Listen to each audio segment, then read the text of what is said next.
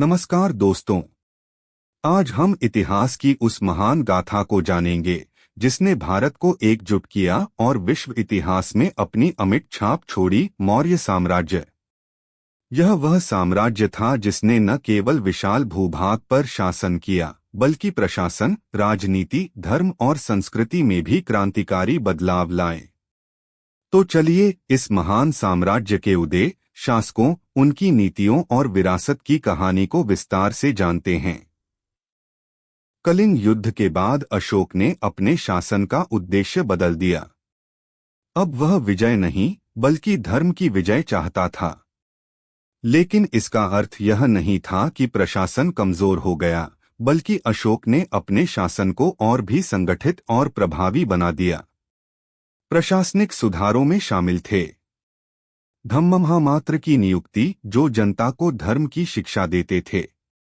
यात्रा और निरीक्षण प्रणाली, अधिकारी गांव-गांव जाकर जनता की समस्याएं सुनते।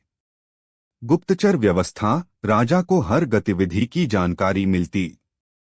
न्यायपालिका में सुधार, दंड और पुरस्कार की नीति धर्म आधारित हुई। जनकल्याण, कुएं, सड़कें, वृक्षारोपण, चिकित्सालय, धर्मशाला। अशोक ने बौद्ध धर्म को केवल स्वयं अपनाया नहीं बल्कि उसे पूरे देश में फैलाया। सांची, सारनाथ, कुशीनगर जैसे स्थलों का पुनर्निर्माण। बौद्ध विहारों का निर्माण। बौद्ध भिक्षुओं को राज्य संरक्षण। बौद्ध भिक्षुणियों को भी सम्मान। विनय और धम्म के प्रचार हेतु यात्रा दलों की स्थापना। अशोक ने धर्मदूतों को भारत के बाहर भी भेजा। ये प्रयास विश्व इतिहास में अभूतपूर्व थे। स्थान धर्मदूत भिक्षु विवरण। श्रीलंका महेंद्र, अशोक का पुत्र, और संघमित्रा पुत्री राजा देवानाम्पीतिस ने बौद्ध धर्म अपनाया। अफगानिस्तान बौद्ध भिक्षु शिलालेख और स्तूपों के प्रमाण। म्यांमार, थाईलैंड धर्मदूत बौद्ध संस्कृति की नींव पड़ी। मिस्र, यूनान अशोक के दूत बौद्ध विचारों का प्रचार। अशोक के संरक्षण में पाटलिपुत्र में तीसरी बौद्ध संगीति हुई। इसका नेतृत्व मोग्गलिपुत्र तिस ने किया। उद्देश्य बौद्ध धर्म की शुद्ध परंपरा को स्थापित करना, गलत विचारों और पंथों को हटाना, त्रिपिटक, विनय सुत्त, अभिधम्म को संकलित करना, धर्म प्रचार के लिए दूतों को भेजना। यह संगीति बौद्ध इतिहास में अत्यंत महत्वपूर्ण मानी जाती है। अशोक ने एक नई प्रशासनिक श्रेणी बनाई, धम्ममहामात्र। इनका कार्य था सभी जातियों और धर्मों में सद्भाव बढ़ाना। अशोक की नीति थी सर्वधर्म समभाव। वह सभी धर्मों को सम्मान देता था। ब्राह्मणों और श्रमणों को दान, जैन, अजीवक और हिंदू विचारों को सम्मान। अपने शिलालेखों में धर्मों के बीच सहिष्णुता की बात। पशुबलि और मद्यपान पर रोक। जनकल्याण को सर्वोच्च प्राथमिकता। अशोक ने जो प्रशासन चलाया वह भारतीय इतिहास का सुनियोजित और व्यापकतम प्रशासन था। साम्राज्य को कई प्रांतों में विभाजित किया गया। प्रत्येक प्रांत में कुमार, राजकुमार या महामात्र राज्यपाल। न्याय, रक्षा, कृषि, जल, व्यापार आदि के लिए विशेष विभाग। नगर और ग्राम प्रशासन में पंचायती व्यवस्था। कर संग्रह के लिए नियमानुसार व्यवस्था। कोई अत्याचार नहीं। जन कल्याण कार्यों में अशोक। सड़क निर्माण, प्रमुख मार्गों पर वृक्षारोपण, विश्राम स्थल, जलकूप। चिकित्सालय, जन और पशु चिकित्सालयों की स्थापना। शिक्षा और धर्म, विहारों और शिक्षण संस्थानों को संरक्षण। विदेशी राजाओं से पत्र व्यवहार, यूनानी और मिस्र के राजाओं को अहिंसा का संदेश। अशोक का शासनकाल लगभग 40 वर्षों तक चला। ईपू 269 से ईपू 232। शासन के अंतिम वर्षों में उन्होंने और भी अधिक धार्मिकता और करुणा का मार्ग अपनाया। वे समय समय पर धर्म यात्राएं करते, जनता से मिलते और धम्म के प्रचार में लीन रहते। उन्होंने कई शिलालेखों में अपने अंतिम वर्षों के अनुभव साझा किए। जो समय बीत गया वह भोग और युद्ध में बीता। अब मैं केवल सत्य, धर्म और कल्याण चाहता हूँ। अशोक ने अंत में शासन को और विकेंद्रित किया। अनेक प्रांतों को स्थानीय अधिकारियों के अधीन रखा गया। उन्होंने अधिकारियों को आदेश दिया कि वे जनता के साथ सहानुभूति रखें, न कि कठोरता से पेश आएं। यही विकेंद्रीकरण आगे चलकर मौर्य साम्राज्य की कमजोरी का कारण भी बना। अशोक की अंतिम उपलब्धियां: सारनाथ, सांची, बोधगया जैसे बौद्ध तीर्थों का विकास, धम्म नीति का पूरे भारत में प्रचार, बौद्ध धर्म को एक विश्व धर्म बनाना। अशोक के बाद के शासकों की सूची में कई नाम हैं, जैसे दशरथ, समप्रति, शलिशुक, देववर्मन, बृहद्रथ अंतिम शासक। इनमें से कोई भी शासक चंद्रगुप्त या अशोक जैसा न बन सका। मुख्य कारण थे: कमजोर नेतृत्व, प्रशासन में भ्रष्टाचार, राजकोष की कमी, जनता में असंतोष, सीमांत क्षेत्रों में विद्रोह और प्रांतीय अलगाव। पश्चिमोत्तर क्षेत्र में यवनों, यूनानी और शक आक्रमण करने लगे। दक्षिण भारत के क्षेत्रों ने स्वतंत्रता की घोषणा कर दी। आंध्र, कोंकण, उड़ीसा जैसे क्षेत्र मौर्य शासन से बाहर हो गए।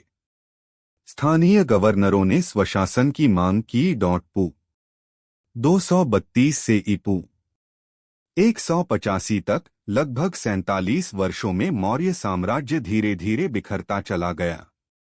प्रशासनिक शिथिलता और आंतरिक अशांति ने इसे जर्जर कर दिया। इस समय मगध की धरती पर एक नई शक्ति उभर रही थी, ब्राह्मण सेनापति पुष्यमित्र शुंग, जो आगे चलकर अंतिम मौर्य सम्राट को समाप्त कर देगा। बृहद्रथ मौर्य अशोक के वंशज थे, लेकिन उनका शासनकाल अत्यंत कमजोर और संकटों से घिरा था। उनकी समस्याएं थीं: प्रशासन पर पकड़ कमजोर, प्रांतीय गवर्नर स्वायत्त होते जा रहे थे, सेना का नियंत्रण सेनापति के हाथों में, जनता में असंतोष, यवन और शक आक्रमण। बृहद्रथ ने अपने सेनापति पुष्यमित्र शुंग पर पूरा भरोसा कर रखा था, जो उनके लिए सबसे घातक सिद्ध हुआ।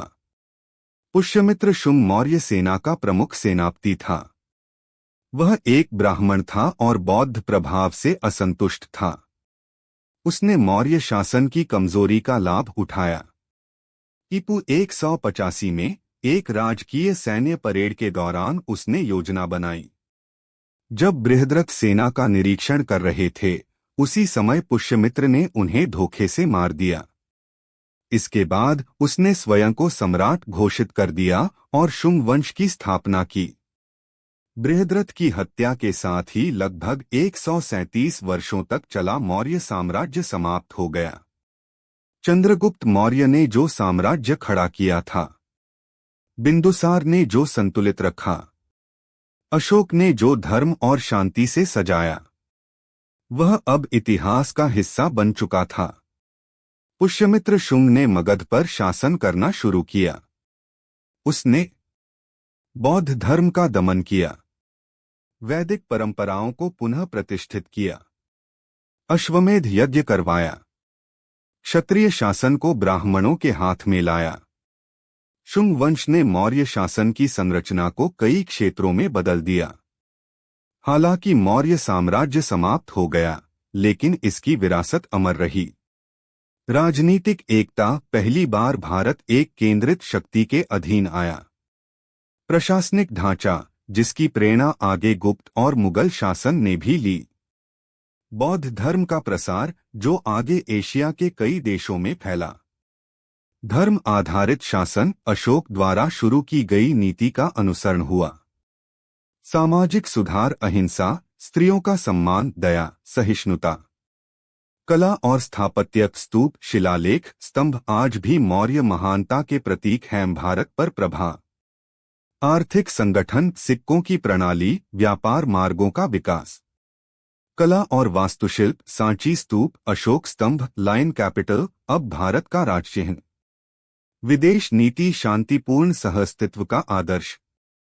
आज हमने जाना कि कैसे मौर्य साम्राज्य की स्थापना चंद्रगुप्त मौर्य ने की और कैसे उन्होंने नंद वंश को परास्त कर एक विशाल राज्य की नींव रखी। बिंदुसार के शासनकाल में साम्राज्य ने मजबूती हासिल की और फिर अशोक महान ने इसे पूरे भारत के सबसे शक्तिशाली साम्राज्य में बदल दिया।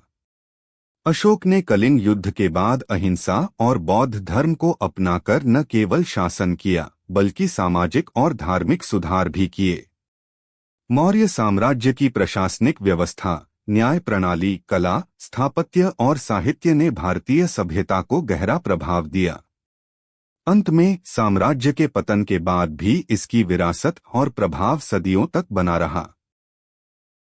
अगर आपको हमारा यह वीडियो पसंद आया हो तो इसे लाइक करें, अपने दोस्तों के साथ शेयर करें और हमारे चैनल को सब्सक्राइब करना न भूलें ताकि आपको ऐसे और भी ज्ञानवर्धक वीडियो मिलते रहें।